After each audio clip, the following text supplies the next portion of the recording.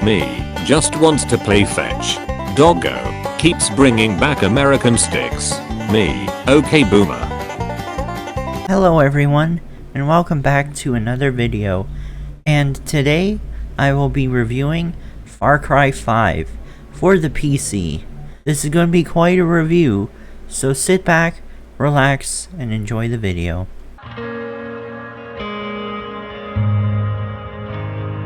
I definitely think that for this kind of game, that we should start off with the gameplay. I think the first major aspect of gameplay for this game are the cult points. These points are used to progress throughout the story, and once you hit the specified amount of points, you will then activate the final mission for that specific character. The limit of points that you need for John is 13,000. Faith, it is 13,000, and for Jacob, it is 10,000. The way you can gather points is by taking over outposts, taking out convoys, as well as freeing prisoners and destroying cult property. For me, the best way to get points was to take out the outposts, and some of the other stuff really didn't work very well. For instance, taking on the convoys is kind of pointless, and it doesn't really add much to the game itself, except some annoyance. The truck convoy in Holland Valley was good, but you had to hit them at the right time, and you had to be very careful because they can kill you very easily. In the Whitetail Mountains, the convoy was a bunch of helicopters, and this one I had the most problem with. My first strategy of trying to find these helicopters was fast traveling around the mountains to get near them. Fast traveling never worked, because every time you travel near them, they would then be on the other side of the map once you fast traveled. Once I did actually finally get in range of the helicopters, I would shoot at them, but as soon as I would shoot at them, they would just fly away at a faster speed. I found this really confusing because I was almost sure that the helicopters would turn around and come and attack me, because isn't that the point of these convoys? There was also a convoy in the Henban River part of the map, and it was a bunch of boats, but I decided not to go after them because I didn't really see the point. I talked about outposts, and I think this is the best aspect of the game overall. The outposts are specific areas where the cult has taken over. Some of these places consist of barns, industrial areas, and some factories. All of these places are very unique, and some of them have hostages that you need to save. After taking out these outposts, you usually get some experience points, as well as money. You will also unlock a garage, weapon stash, as well as a fast travel point. The only problem I seem to have with the outposts is the fact that all of them seem to be at the same difficulty level. I will admit that I did play on easy, and I did play on normal, but not for very long. After a while, these outposts felt like they were getting a bit repetitive, just because the difficulty level was always the same and never different. Speaking of making things easier, there's also an option to upgrade your character. So there are the skill points, and you can unlock skill points by doing treasure hunts, completing missions, as well as doing challenges. With the skill points, you can unlock skills like faster reload times, being able to carry more ammo, lockpicking, a grapple hook, and many other things. At first, I didn't think I would really need them, but these skills really do help in the long run, especially if you are a run and gun type of person. Another thing you can do is actually create and customize your own character. I say this in every review for a game that I played, and that is the fact that I enjoy creating your own character and customizing the outfits. Far Cry 5's character creator is not the best.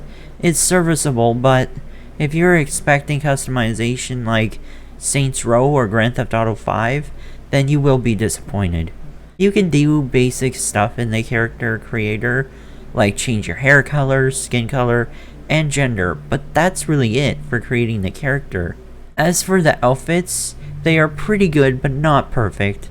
You can change what you have on your head, your sunglasses, shirt, pants, as well as what you have on your hands. I am disappointed though that you can't change the footwear that you have. You can change the footwear, but the problem is when you change the footwear, that also changes your pants. I don't understand why you couldn't choose your own boots, and I really wish that that was an option in this game. I also wish there were more options for your hands, because as of right now, they only have gloves and rings. I would have liked to see watches as well as some bracelets. So let's talk about the map size, and see if this map is too big, or too small, or just right. I know this game was released in 2018, but the general opinion about map size is that people would rather have a smaller map with more in it, rather than a larger map with less in it. In my opinion, it depends on the game. Quite honestly, and generally, I feel like people would say that Far Cry 5's map is too big, and that it doesn't have enough within the map to justify the size of the map. I'm going to say that Ubisoft was actually quite smart with this decision. Having a location such as Montana is a perfect place to have a huge map and have a lot of rural areas. Honestly, I think the map size is perfect. For me, there's just so much to explore in this map, and I think I might be a little biased here just because I love the country feel of the game. Could there have been more towns as well as some better activities? Yes, definitely, but it's definitely not bad. For such a large map, you would definitely need to have vehicles. There are plenty of vehicles to choose from in this game. Granted, not all the vehicles are great. To be honest, there are only a couple of vehicles that I use throughout the entire gameplay. There are also planes and helicopters. I played on mouse and keyboard, and I have to say, it is a real pain in the ass to fly in planes with keyboard and mouse, and I would highly suggest that if you want to use planes a lot in this playthrough, then you should use a controller. I cannot say the same for the helicopters though, which is a good thing. The helicopters are much easier to use in this game, and I would personally suggest that you use helicopters more. Speaking of flying around, the one problem I do have with both helicopters and planes is that it doesn't uncover parts of the map that you haven't been to yet. So when you first start off in the game, the map is mostly clouded over because you haven't been to those parts of the map. And this is generally a thing you see in Ubisoft games. When you fly around in this game and you fly over parts of the map you haven't been to yet, the map will not reveal itself, which is kind of counterproductive in a way. You see, in Grand Theft Auto 5, if you flew over a part of the map, that part of the map would be uncovered. So I don't know why they couldn't do that for Far Cry 5. The other vehicles that are in this game are cars, trucks, and oddly enough, farm vehicles. I personally never really used any of the vehicles that were stored in my garage. The only vehicle that I really used was the truck with antlers on the front of it. All of the other vehicles just didn't seem useful to me, even the ones with weapons on it. It was definitely nice to have a garage in the game, but the only reason why I would use the garage is if there were no vehicles around. Speaking of vehicles, there are radio stations. You've got the one radio station that plays a lot of religious music, and sometimes that can sound really creepy, considering what this game is about. I will have to say though, the soundtrack for this game is on a different level. I'm not talking about the licensed music, I'm talking about the music that Ubisoft made for this game, and for some of the loading screens, it can be very calming. I really like it. Back to the licensed music though, I have to say that a lot of the music that this game has, especially the classic rock, is really good. I really like that they have people like CCR as well as the Black Keys. To be honest, I'm quite shocked by the kind of licensed music that they have, because these are really popular songs that were probably very hard to get a hold of. The only problem I have is the fact that we don't seem to get enough of the music. Every once in a while you may hear one of these songs, but from my overall experience on the radio station of this game, you don't really hear a lot of classic rock. That's kind of disappointing. The last part of the gameplay that I did really like was New Game Plus. As far as I know, this was not in the game at release, but it was added later on, and it's a very good decision to include this option. I like this option because you get to start a brand new game with all of your upgrades as well as your weapons, but unfortunately you do not keep your companions.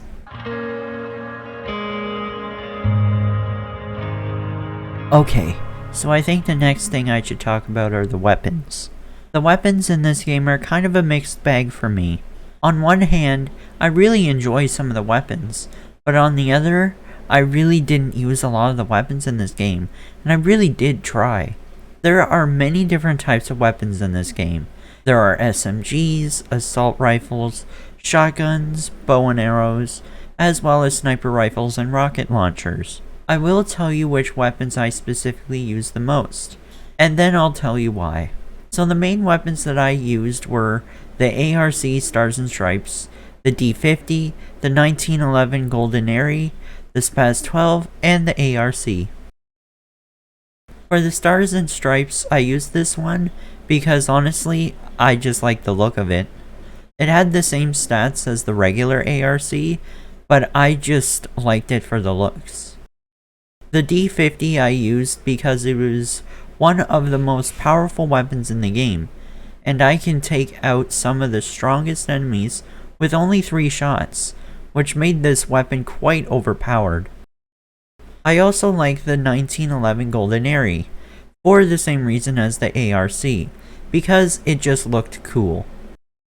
I also used the Spaz 12, because it's a really reliable shotgun in this game, and I was able to use incendiary rounds, and there was less amount of reload. The reason why I used the ARC was because at the very beginning, I didn't have enough money for the Stars and Stripes version. You might be wondering why I didn't really use a lot of weapons in this game, and only selected a few. The reason for this is quite simple.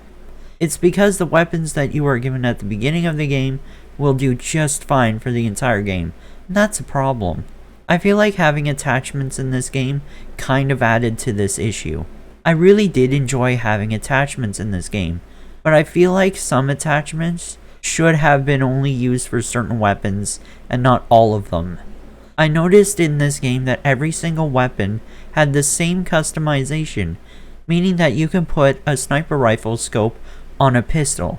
I know that these attachments are available for weapons in real life, but in a video game like this, it could actually break the weapons. If they only had certain attachments for certain weapons, I feel like then we would get a lot more use out of the weapons in this game than we do right now. I also wanted to mention the amount of ammo you have.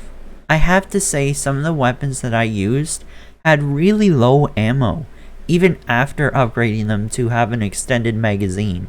For instance, the D50 only had 15 bullets in it, and that was fully upgraded. The other problem with this is the fact that no other enemy in this game uses this type of weapon, so you will always have to go back to wherever they sell ammo and buy more ammo. The only reason why I used this gun was because it was so overpowered that it was easy to take down even the toughest of enemies. This also reminds me of the incendiary rounds of weapons. Incendiary rounds are used to shoot enemies and then they will catch on fire. This actually works very well, especially in boss battles. The only problem with incendiary rounds is that if you're in a very flammable area, then the surrounding area will catch on fire, and that means you will catch on fire. I feel like the best and worst place to use incendiary rounds are in small corridors. So later on in the game, I went through a bunker and I used a Spaz 12 with incendiary rounds. This worked out very well because there were barely any hiding spots from the tougher enemies. I would take down these enemies with the Spaz 12, but the problem is because the corridors were so small, they would fall over and I would catch on fire. This was a problem because it kind of defeated the purpose of having a weapon that would protect you, because in the end, you would just catch on fire and have to use a medkit, defeating the purpose of this weapon. I know this game is trying to be realistic, but I feel like sometimes you need to push aside realness for better gameplay. Another problem I wanted to point out was the fact that special weapons were no better than regular weapons. Some of the weapons I used were specialty items, for instance, the ARC Stars and Stripes. I decided to compare the specialty version with the base version, and to my shock, their statistics were identical. I don't understand why the special editions of these weapons were the same. It would have made more sense if these weapons had some sort of perk to them that would have made the weapon better, but no, there wasn't. I would have rather have had these skins for these weapons be a higher price instead of it being an entirely new gun that made it seem like it was better. Otherwise, the weapons were kind of a disappointment in this game because they were just too overpowered and you didn't really have a use for all of them. So there are plenty of missions in this game, but a lot of them were quite forgettable, and sometimes they were very repetitive. The only missions that were actually pretty well done were the ones when you were kidnapped by one of the lieutenants that you were trying to take down. These missions were very creative and well done, especially the ones with Jacob. Faith kind of had some cool missions, but definitely not on the level of Jacob's. There is a certain level design that was pretty cool for Jacob, but I'll talk more about that later. Otherwise, the missions were very simple. For instance, one of the missions was really dumb in my opinion, where you had to try this mixture of bait to try and lure some of the members of the cults. And to me, that just felt like a big waste of time. Other missions were either gathering some things or saving someone, and the missions just didn't really feel that creative to me. I honestly wish that they put more thought into the main story missions. I also think the last few missions for each member of the family were a lot alike. All the boss battles were different, but the last mission for every single one of them was exactly the same. So what would happen is that you would take down the lieutenant, and then you would have to go to their bunker and save your friends. Then after you save them, you would destroy a select few things in their bunker, and then the bunker would blow up and then everybody would be happy. I'm not kidding. That happened for all of the members of the family in the exact order. I wish there was just more variety to these last missions, because usually they should be the best laid out missions, but they're just not. They are just copy and pasted 3 times. There are a few activities in this game, but only one of them is really good, and all the other ones are just shoved in there. I'll talk about the one that I enjoyed first, and that is treasure hunting. I really like this one because there seems to always be a story behind the treasure that you find, and sometimes the treasure is hidden in a very neat area of the map. In one of the treasure hunt stories, this man heard a bunch of sounds outside of his cabin, so he went out to investigate what was going on. He thinks the noises came from Bigfoot. After this, we find the cave that the key for the cabin is in, and we see a bunch of bones, and unfortunately, we see the man dead. It is to be assumed that Bigfoot was the one that killed him, and that the bones belong to humans that Bigfoot ate. When we return to the cabin, we get all of our treasure, and then we see on the wall that there are pictures of Bigfoot and locations of where these pictures were taken. Now you might be asking, what was the point in telling that story? Well, I wanted to tell you that story because that's what happens with most of these treasure hunts. With these treasure hunts, there is more to it than just finding treasure, and I really enjoyed that a lot of thought was put into these treasure hunts, besides just finding treasure. So now the question would obviously be, what are your rewards for finding this treasure? Well, usually you will find some magazines that will give you perks, and you will usually find either a safe or a whole bunch of money, as well as some ammo. I personally think it is well worth it to find these treasures, especially if you want to upgrade your character, as well as to make some good money. The other activities aren't very well done in my opinion, so there is fishing and hunting, and I'll first talk about fishing. There really isn't much to fishing in this game, besides putting bait on the fishing rod and catching a fish. That's all it is. To be fair to this activity, once you catch a fish you can resell it for some good money, so there is some sort of incentive to fish, but really to go out of your way to do it isn't that convenient. I could say the same for hunting as well, and it's basically the same thing. You go out in the woods, hunt animals, and skin them and resell their skin. Unfortunately, that's all there is to hunting in this game, and I wish we got more out of it. Obviously, I'm not expecting levels of hunting like Cabela's Big Game Hunter, but other games like Grand Theft Auto 5 have done hunting better. Also, Ubisoft is known for their hunting mechanics in other games like Assassin's Creed. They could have added some detail into the hunting mechanic where you would find some deer tracks, and then you would track the footprints to the animal, and then you'd have to be quiet and kill the animal. I would have liked that more because right now, all you do is run into the woods, find an animal, and shoot it. It doesn't feel like real hunting to me. The last activity to me is the most pointless activity of this entire game. That activity is base jumping.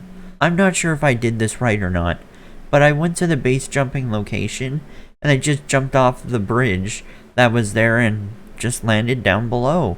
I would have assumed that you would go up to the location and they would tell you to base jump there or something. But no, I think it's clearly just a cliff to jump off of to get to other places faster. To me, it just felt like a big waste of time, because in this activity, you usually have to go somewhere very high that is hard to get to. I just don't understand why it is there. I just wish they had more interesting side activities, or at least made these activities a little bit more intuitive, instead of just going around shooting animals or sitting at a lake trying to fish.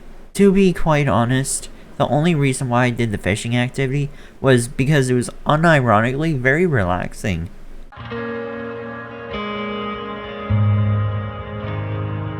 Okay, so I think the stealth in this game was kind of whack. The way I did most of the stuff in this game was with a suppressed weapon that was either a sniper rifle or an MP5 with a suppressor on it. This stealth can honestly be a hit or miss in this game, and when it's a hit, it's really well done, but when it's a miss, it can get very frustrating. So I'll talk about the good part of the stealth, like the mechanics. So what I did was go to an outpost, or whatever, and what I would do is use my binoculars to scout out the place. I would usually use this to find different enemy types, where they are, as well as where the alarms are.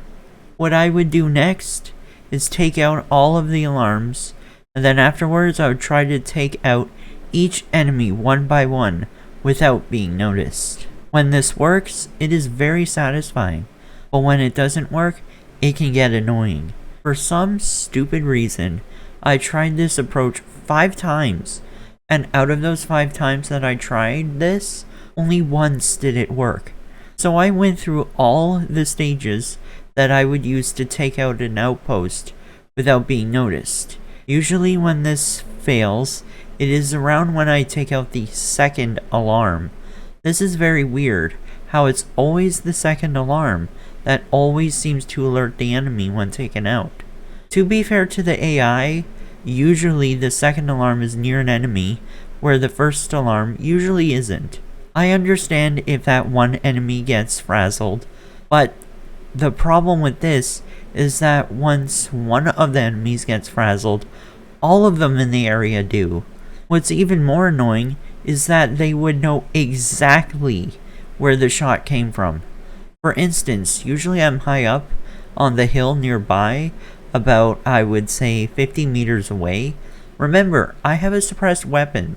So usually when I take out the second alarm, one of the enemies gets freaked out, and then all of them get freaked out. And they all started running to my exact position where the shot came from. This makes absolutely no sense. Why would all the enemies hear that sound, and why would they suddenly all know exactly where I am?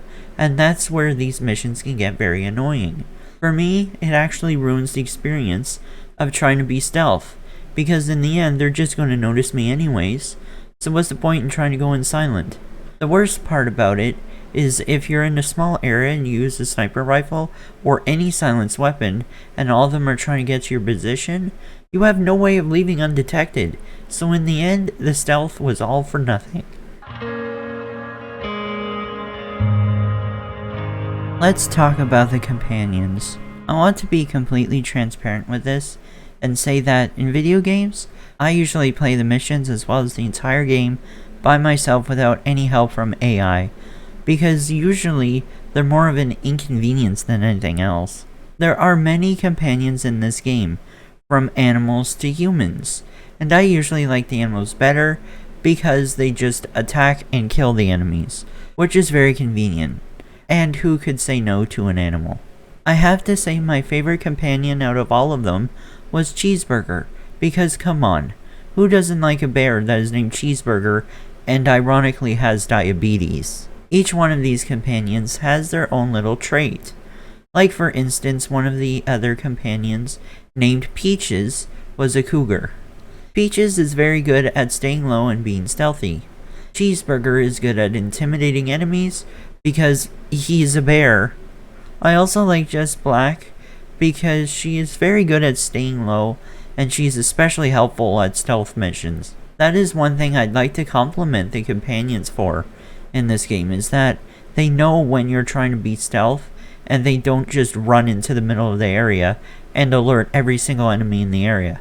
I will say though, one of the companions that I had for a little bit was named Herc Drubman Jr.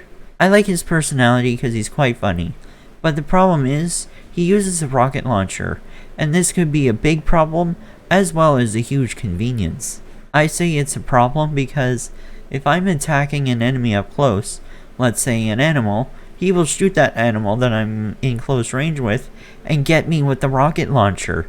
This means that I would be hit with the rocket launcher and that I would be a lot more likely to die, and that can be very annoying. To wrap up the companion section, I wanted to say that I honestly forgot about the companions being a thing in this game. I don't really see the point in companions in this game, because I completed the entire game without using a companion once, and that's a problem for me. I feel like they should have really incorporated companions into more missions.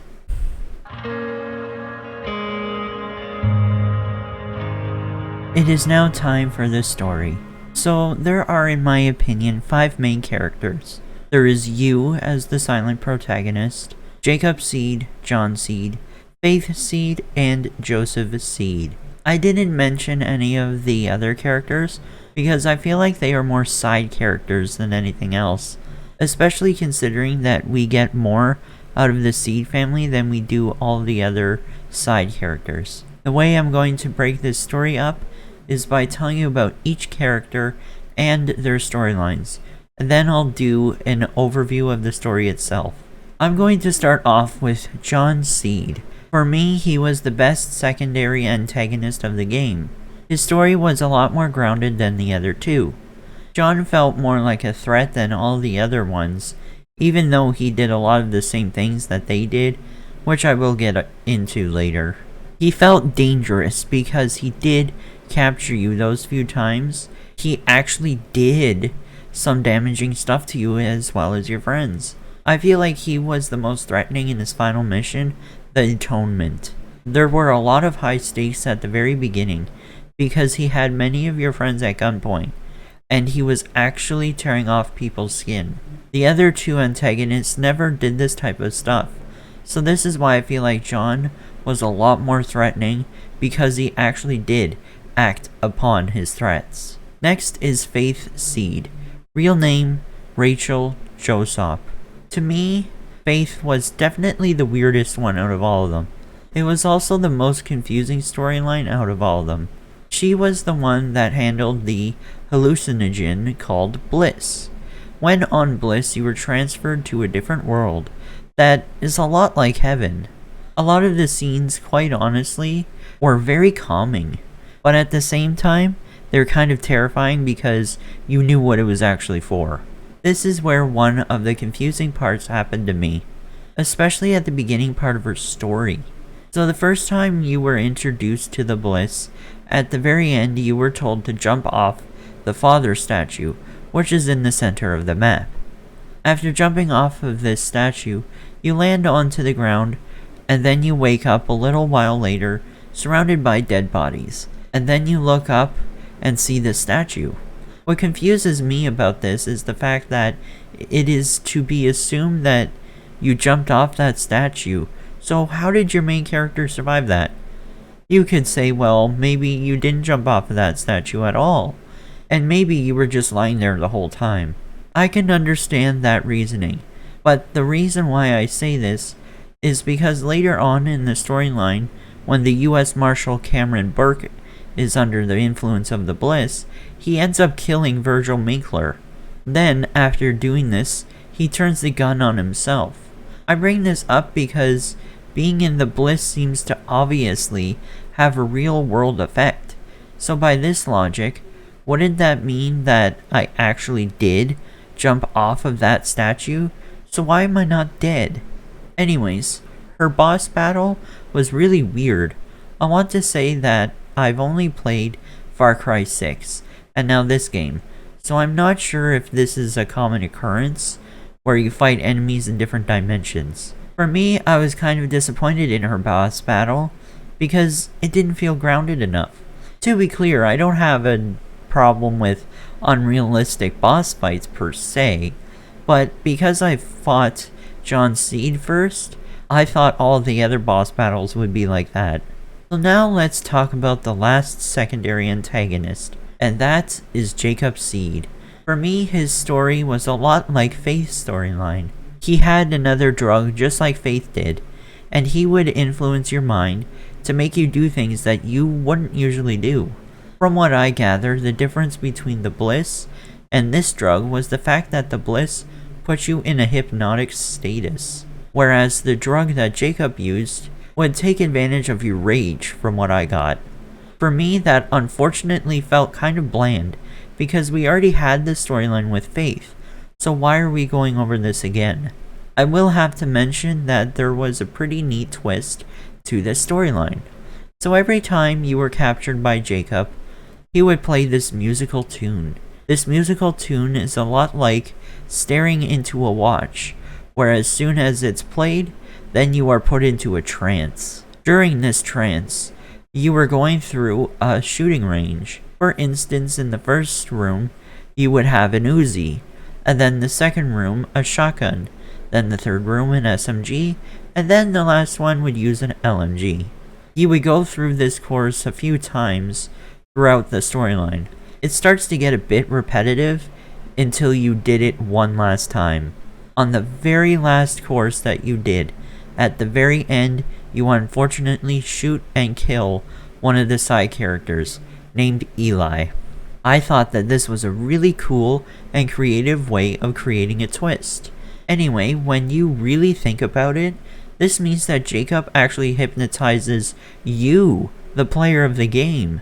I just find it really creative, because you do it so many times that you're like, okay, we're gonna do this again, and then you just keep on going through the course, and then when you least expect it, you kill one of your teammates at the very end, because you thought it was just going to be another enemy, because it was always just an enemy. I just wish that there was a mission like this for the other characters, instead of just Jacob. But if we're being honest, if it did happen, then we would have expected something like that to happen. His boss fight was also lackluster as well, because you were put into this hypnotized state again, then you just had to destroy some generators and then kill him. Let's talk about the main antagonist, the father. The father was honestly not as intimidating as I would have liked him to be. For instance, whenever you killed one of his family members, he would have this little cutscene that would play of him talking about coming after me. I thought at first that this was pretty cool, and that it made me feel like I needed to watch my back while traversing the open world. In these cutscenes, he would usually tell me that I have crossed the line and that I need to watch out, but he never actually does come after me. With the other antagonists, you would have them come after you every once in a while, then a little cutscene would play. But with the father, that never happened. He would have been a lot more threatening if there were a couple of other main characters in this game that he would just kill off. For instance, let's say the game would require you to find at least 3 or 4 different teammates before you go past a certain point of the game. What would happen after this is that you would need to be required to take 2 teammates with you to fight against an outpost or something. And then out of nowhere, the father's guards take all of you out. Then there would be a cutscene where you would have to choose between 2 of your teammates, and then he would kill one of those teammates in a brutal way in front of you. That's what I feel like would have made the father a lot more intimidating and scary. Honestly though, you didn't really see any justification to be scared of him until the very end of the game. His final boss battle was okay, but not great. It comes back to my complaints about Bliss. At the end of the game, the twist is that the father puts all of the side characters under the Bliss spell. Most of these characters are under the spell, except a select few, and what I thought was going to happen was that I had to choose one of them to be killed. Anyways, there were 2 options. One of them was to walk away, and the other one was to put him under arrest. What I thought the clear option was to kill him and risk all the others dying, so I chose to put him under arrest. After this, he gets very angry and throws over the barrels of Bliss, and now I am under the spell. During the boss battle, I had to shoot my buddies, so then they would no longer be under the spell. This is what confused me, because earlier in the game when you were under Bliss, if you shot anybody that you knew, that would mean that they were actually shot in real life. So does this mean that because I shot all of them in the Bliss, that they would all actually be dead? For me, they were very inconsistent with the Bliss. I really wish they had more consistency overall. So I'm going to talk about the overall story. The story was okay. It wasn't great, but it wasn't bad either. Just a bit repetitive. I like the premise of the story where a cult takes over a town and you have to destroy that cult. To me, it really doesn't make sense that they were able to get away with taking over the entire state of Montana and the government not doing anything. I feel like for this game and the Far Cry series as a whole, you need to be open for some wackiness. Anyways, we start off with trying to arrest the father, and then we do arrest him, and because his followers do not like this, as the helicopter is taking off, one of his followers gets caught up in the blades of the helicopter, and the helicopter crashes. Meaning that you, as the main character, are now stuck in Montana having to take out the cult. After this, you go against multiple different antagonists, and you make new friends to do some side missions, then you take out the main antagonist, stuff like that. I already talked about the main bulk of the story, but I guess I should talk about the parts that really didn't work for me, besides the Bliss that I've already talked about. I mentioned earlier that the story was very repetitive, and I'll tell you why. So there's this point system that I've already talked about. I mentioned that there are 2 distinctive times where you cross a certain threshold of points for that region that a lieutenant is in charge of. When you reach, let's say, the first threshold, you will have a cutscene that activates around that time. This cutscene usually consists of one of those lieutenants threatening you, and then somehow you escape. This is why I mentioned that this game is a little repetitive, story-wise. The best way I can explain it is that you do some bad things, and then the bad guy gets mad at you, and says, you shouldn't have done that, and now I'm going to threaten you, and then your character proceeds to escape somehow. I'm not exaggerating. This happens 6 times throughout the entire storyline.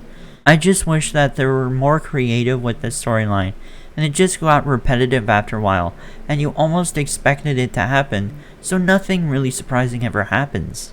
So there are 3 different endings to this game. From what I gather, the first 2 endings are not canon, whereas only one of them is. So the first ending that you get is actually at the very beginning of the game. So at the beginning of the game, you go into the compound of Eden's Gate, and you are there to arrest the father. During this cutscene, you are told to arrest the father, and it tells you to either press A or enter. If you wait long enough without pressing that button, you will actually just walk out of the church and drive away, and not arrest him at all. I personally think that this is a good ending. The second ending that you get is obviously at the end of the game. So at the end of the game, you are given an option to either just walk away from the father and let him go, or attempt to arrest him and bring him to justice. So the second ending is to let him go. What happens is that you let him go, and all the side characters that were in Montana are now under the spell of the bliss, and will now follow the father's every command.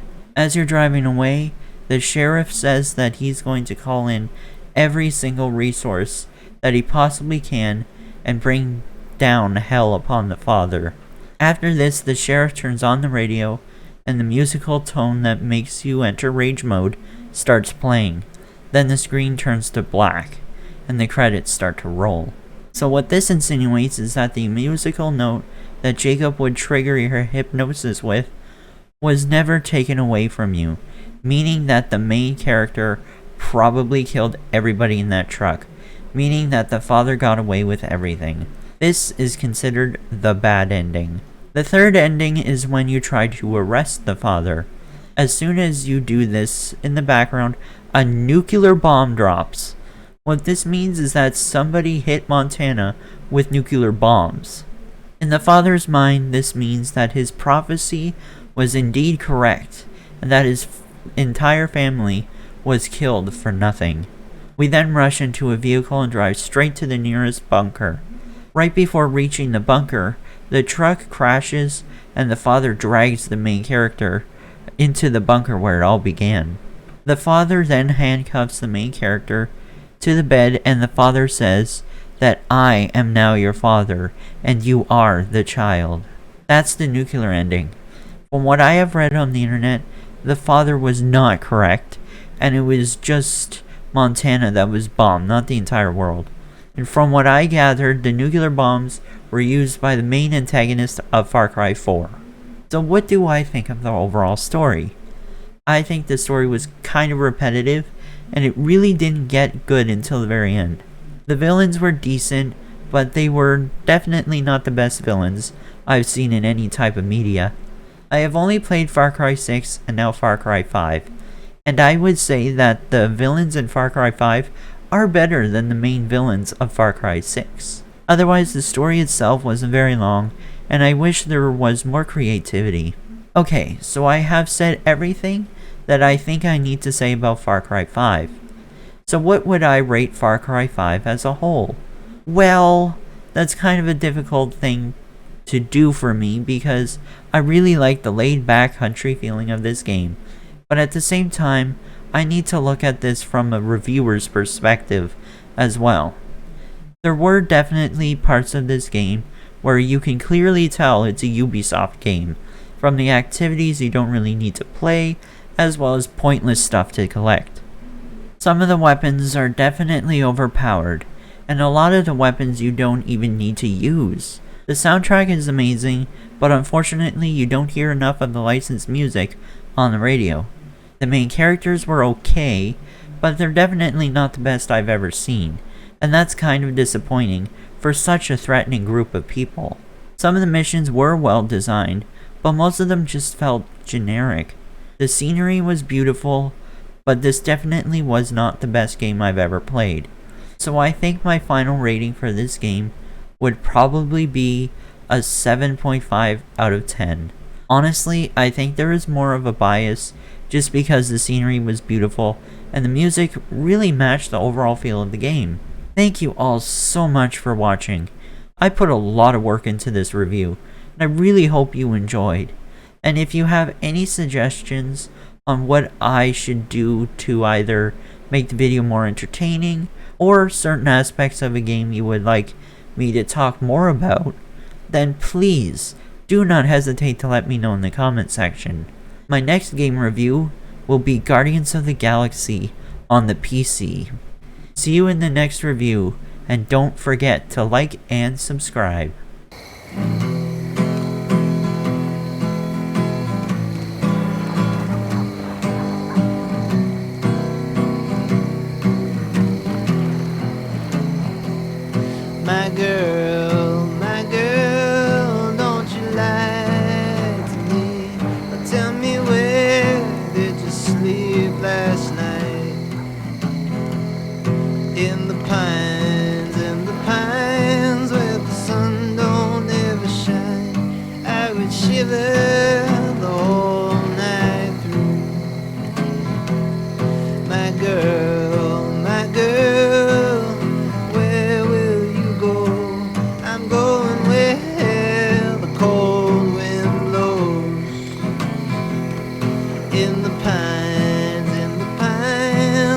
listen, no